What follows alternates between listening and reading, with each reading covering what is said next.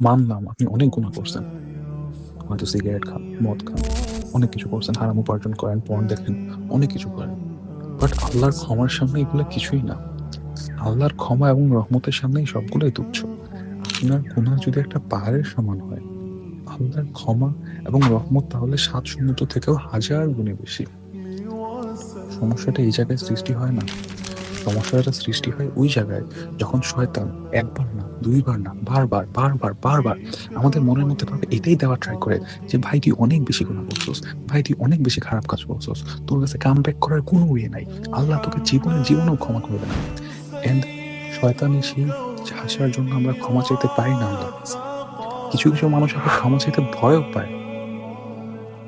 But আমাদেরকে মুমিন হিসেবে অধিকারটা দেওয়া হয় নাই আল্লাহর ক্ষমার উপরে কোয়েশ্চেন করার। আমাদেরকে ওই অধিকারটা দেওয়া হয় নাই এই চিন্তা মনের মধ্যে আনার যে আমি যদি আল্লাহর কাছে ক্ষমা চাই, আল্লাহ সুবহানাহু ওয়া তাআলা আমাদের ক্ষমা করবেন না। জাস্ট মন থেকে একবার ভিতর থেকে একবার ক্ষমা চান। আপনি যা, যা করছেন। জাস্ট স্পেসিফিক ভাবে যা, যা করছেন, যা, যা আপনার মাথায় আসে, আপনার মাথায় যত গুনাহের কথা আসে, সবগুলো একটা, একটা করে নিজে মনে, মনে মেনশন করেন। দেন আল্লাহর কাছে বলেন, "আল্লাহ আমি ভুল করে ফেলছি। আমি সামনে থেকে এরকম আর না করার চেষ্টা করব। আমি এরকম আর করব না। ভুল করে ফেলছি।"